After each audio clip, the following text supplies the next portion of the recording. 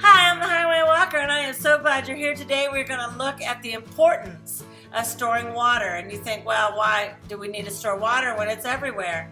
That is a question that you need to really evaluate about your situation and where you live.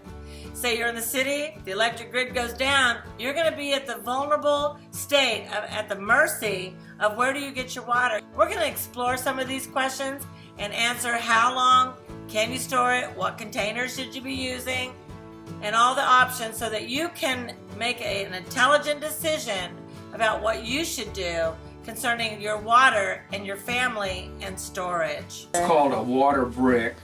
I'm not sure how much water it holds, but it's really nice because it's really easy to stack, easy to carry, and this is and it's food degradable. It's a really hard plastic, and it's for long-term storage of water. For water, that's what right. we're doing here. So let's add some water.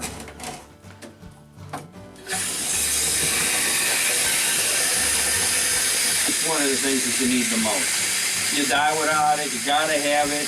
And having some extra set aside that you've just got water is always a good idea.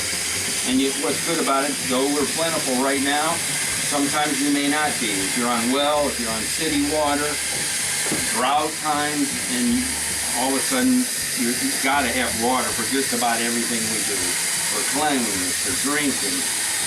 Cooking, everything. So water is a necessity of life, not just Now, one. we happen to be on a well, so we have a well water, but Right. if people have wells, do you think they should store? Even with wells or whatever, you should always have extra water on hand. You'll never regret it. It'll stack, it'll be out of your way. You can get some long-term shelf out of it.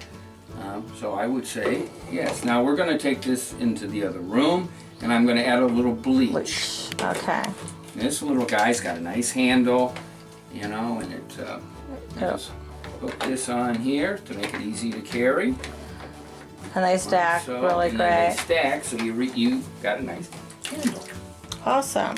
Okay, now that I have this full of water, we have to also prepare it for a long-term storage. What we're going to do is add bleach. You want just a regular bleach. You don't want any scent to it. If it's scented or anything else, don't get that. Just get regular bleach. Point on the regular one, so you'll see it Regular regular. right See there. regular concentrated bleach. Regular concentrated bleach, so no additives. Now what we're going to do, for every gallon, we add a 1/4 teaspoon. So you add just a drop of it, a 1/4 teaspoon. This is a 2-gallon brick, so I'm going to add 2 of these 1/4 teaspoons. Now what I'm going to do is shake it up real good. So we'll put this cap back on. And now we're going to shake it. Now this one came with the handle, so I'm going to put the handle on to make it easier for me to shake. Now these are awesome containers. Yeah, these are really cool.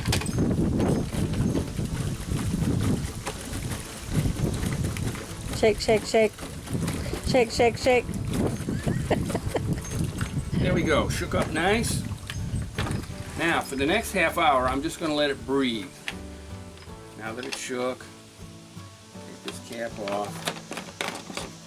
And I'm just going to let it breathe, come back in a half hour, put this nice lid back on, and then lay it down and stack it like a brick somewhere. Now where you want to store this is you don't want to get it on a concrete brick again. That kind of seeps through the years. Concrete floor, you mean? Concrete floor of any kind, so make sure it's not touching the concrete. Also, any fumes and stuff that is constantly, like gasoline, something like that, don't store this near your gasoline. This is food. This is something you might be drinking, so keep it away from anything hazardous. Have its own little spot. Well, how long can you store water like this? Now this water, a lot of people say indefinitely, which you probably can. With the bleach in there, it's airtight. That killed any bacteria that was in there, so if it's airtight, nothing's going to get in. So you should be able to store this forever. But for safety, if it's been like over a year or two, I wouldn't, at least if you're going to drink it, I would boil it. Why take a chance? I mean, it's probably still going to be good as long as the air don't get in, but what if it did? This way, you have the water, you boil it, then you don't have any problems. Now, a lot of people, they try to change their water every 2 years. If water is plentiful, do the same procedure about every year or two, whatever you're comfortable with. That way you have fresh water all the time. rotating it then. Right, rotating it. But if you forget it way back in the corner, and 10 years from now you need it, it should still be good. Be able to filter it through an air filter or chemically treat it again or boil it for safety.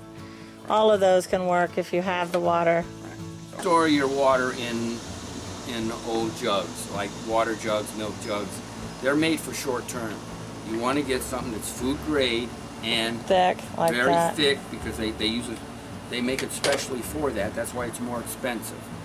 And these blocks are awesome. I mean, they store water great, but you can put rice in them, flour, dry goods. But they're so convenient because they do stack one on two. They're like little puzzles. They click in together.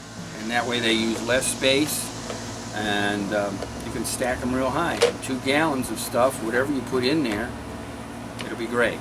And it's out of your way, long-term storage, uses very little space. Wouldn't take you long. Stack these 10 high and you got 20 gallons. Yeah. I'll put some information in our description box for that if you're interested in it. That's right. So any information, feel free to write.